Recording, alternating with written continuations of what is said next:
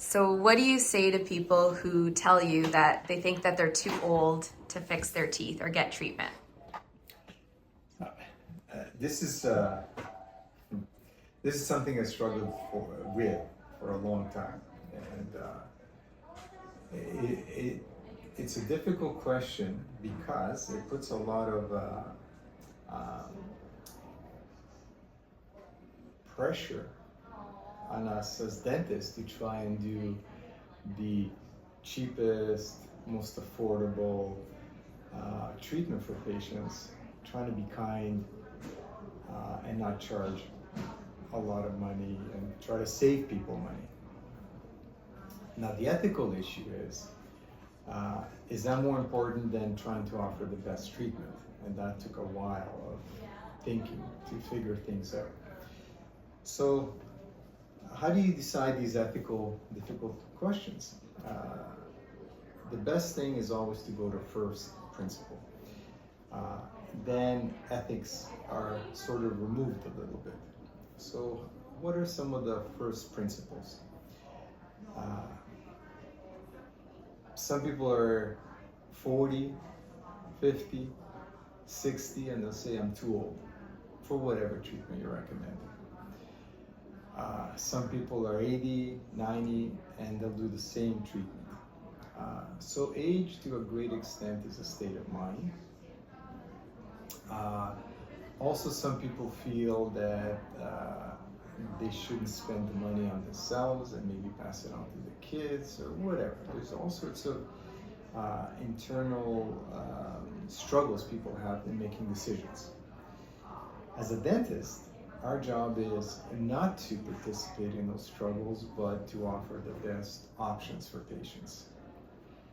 And because we are in the business for a long, long time, over 40 years in my case, I've seen all these struggles, if you will, decision struggles in patients. And these are the first principles that I use to make decisions.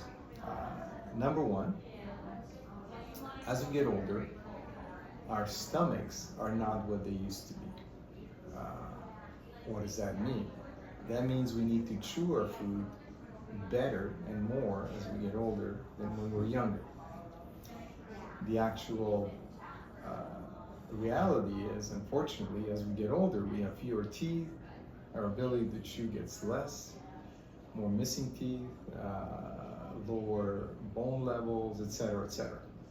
So just when we need to chew our food the most, if not properly taken care of, our patients end up with the least amount of chewing capacity, just when they need that the most. So first principle, it behooves us to keep our patients' dentition to the optimal level that they're willing to engage with over the years. And if that means recommending a bridge at 70 or 80, then you recommend the bridge at 70 or 80 based on chewing capacity. Number two, first principle is that partial dentures or full dentures, we know through statistics, can only offer 6 to 15 pounds per square inch chewing capability, which does not stimulate the bone, so you get bone atrophy. So everything gets more and more unstable over time. So dentures will need relining more and more, which is a separate expense. The ability to chew well gets shorter and shorter because of the recession. People are less likely to keep up with the required relining, and they accept different foods as what's possible for them. They accept softer foods, maybe not as nutritious foods. They accept it as a fact of life. So not only does it affect their ability to chew their food, it also affects their ability to acquire the proper nutrition that's required. And as we age, of course, our requirements for nutrition do not diminish. Number three, when my grandfathers were 65 and I passed 65, they were really old, man.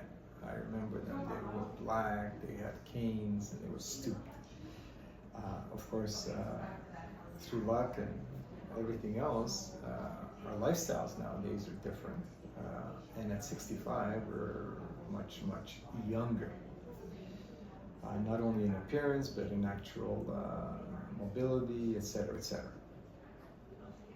So, the way I look at myself, I can speak personally because I can't speak for everybody, is I want to look young, I want to feel young. Why? Because then I can interact with my children different, my parents, wife, everything, all around. So cosmetics, if we look at that, are very important, not just from a vanity perspective, but an actual health perspective. Why is that? Because my grandfathers would never run around like young kids. That's not appropriate for old people. So looking old and acting old is not the healthiest thing. It doesn't mean you chase every wrinkle, not at all. But looking at the mouth specifically, when you smile, you release endorphins. You release all sorts of other stress inhibitors, you release a lot of cortisol, cleansing agents, you interrupt certain patterns. Your whole physiology changes. And it changes into a healthier physiology.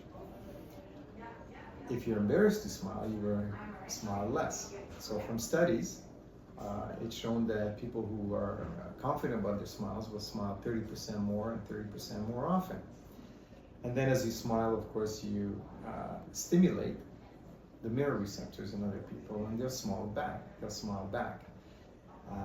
We're all aware of the fact that when somebody yawns, we yawn, and that's exactly what those mirror receptors do.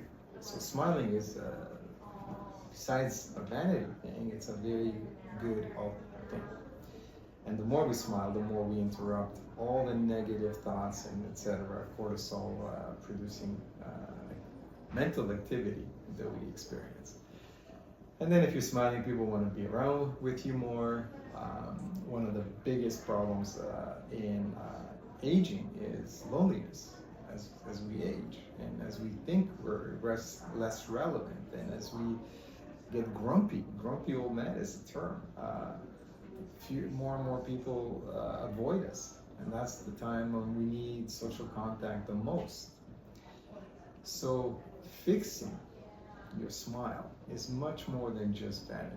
It's part of the vibrancy of our life, the energy that we have at each particular moment of our lives. Somebody smiling at 80 is a different person than somebody who's afraid to smile or doesn't like their smile or is missing teeth, and very different energy fields, very different interactions, very different health trajectory. So that's another first principle. Vitality is energy, energy is life. So keeping people's vitality and looks at the highest level is really important as well. Also, when people spend a lot of money to fix their teeth, they're going to take care of them more. When you spend a lot of money on a new car, you wash it a lot more often than an old junker. How is that related to health? Well, if somebody spends a lot of money, they're going to brush more often, they're going to floss more often, they're going to take care of their teeth.